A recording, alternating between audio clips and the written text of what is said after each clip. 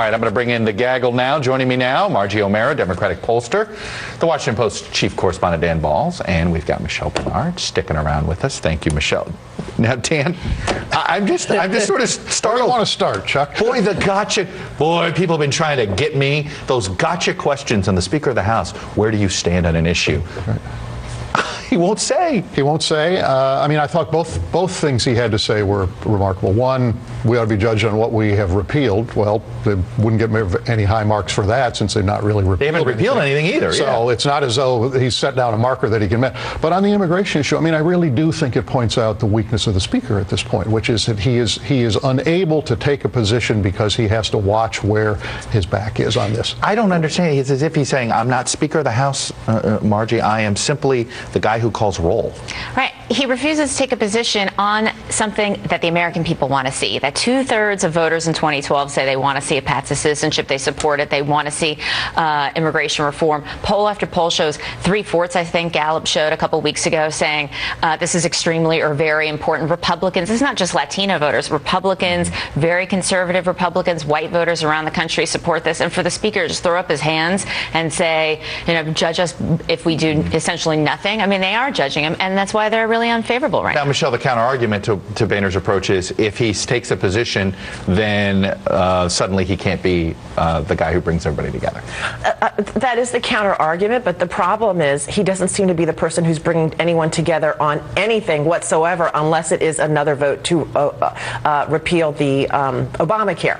You know, so it's a huge question of governance, and people have to be sitting back and saying, what is it that we pay any of you to do in Washington other than bicker and say no? I want to talk about, Dan, the president's this speech, this pivot to the economy. Again, it's like deja pivot I have when it comes to the economy. But it seems that they really are signaling they are going to have a campaign approach to this fight with Congress when it comes to the debt ceiling, when it comes to sequestration 2.0, all of the decisions that are coming to a head in the fall. They're basically saying, hey, we're going to travel the country.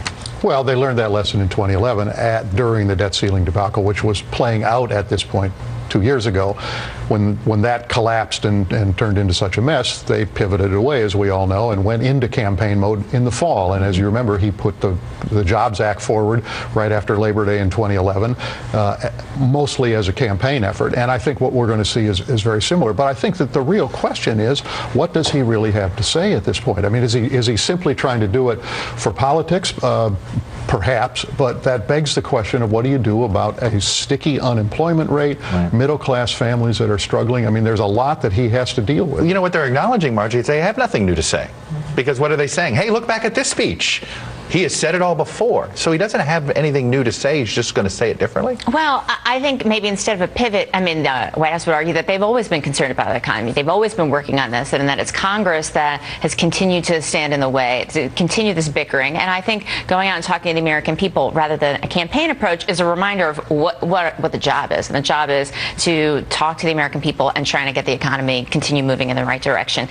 And when you have Congress just stuck in this no spiral, then it's why the American people say enough is enough. And yet public opinion doesn't sway Congress. No, Congress doesn't care, and I think this is quite honestly very difficult for the administration and for anyone who's coming along in 2016, because the entire American public, whether you're Democrat or Republican, people are hurting and they want government, whether it's the administration itself or Congress, to work and find people jobs. As a pollster, public opinion should sway Congress. Well, of course.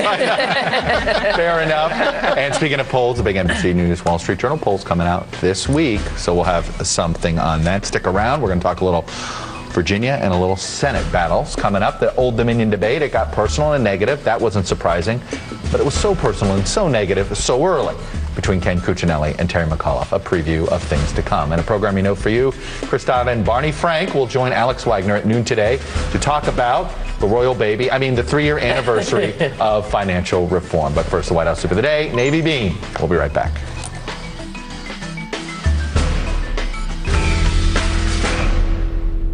It's difficult to grow an economy when you call gay Virginians soulless and self-destructive human beings. Millions, perhaps, of Virginians who share my sincerely held beliefs. And your notion that this somehow chases business out of Virginia would be laughable if it weren't so offensive. Look, the only candidate in this race who has chased business out of Virginia is you. It's Terry, not me. So he says one thing and he does something else.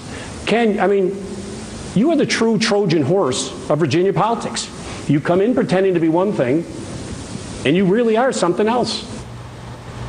That was just a taste of the tough back and forth between Terry McAuliffe, Ken Cuccinelli at their first debate Saturday. McAuliffe pounded Cuccinelli on his conservative positions, while Cuccinelli portrayed McAuliffe as someone with little experience in state government and little to back up his small business credentials. Let's bring back our gaggle, Margie Omero, Dan Balls, and Michelle Bernard. Dan, Thomas Jefferson and James Madison. This does not make, I guess. We're not conjuring up those images, are we? Not exactly. No, we're not. This was, this was that traditional first debate, which is usually the most cordial in the history. They have it in the homestead where the Virginia elites gather to hear their distinguished gentlemen running for governor. This was pretty tough. No, but if anybody who's been following all of the prelude to this first debate knew that this was not going to be a positive event. I mean, both sides have been tearing down the other from day one, in part because neither candidate has a lot positive that they're able to say about themselves. Margie, you've been involved in plenty of campaigns, war of attrition campaigns. I'm sure you've been involved in them. And that's what this one is. It seems as who's got, they're each going to basically tear apart the other one and see what's left standing come election day. Well, McAuliffe clearly has a variety of advantages. He's outspending Cuccinelli. He has more money raised. He's leading in the polls, all the public polls that I've seen.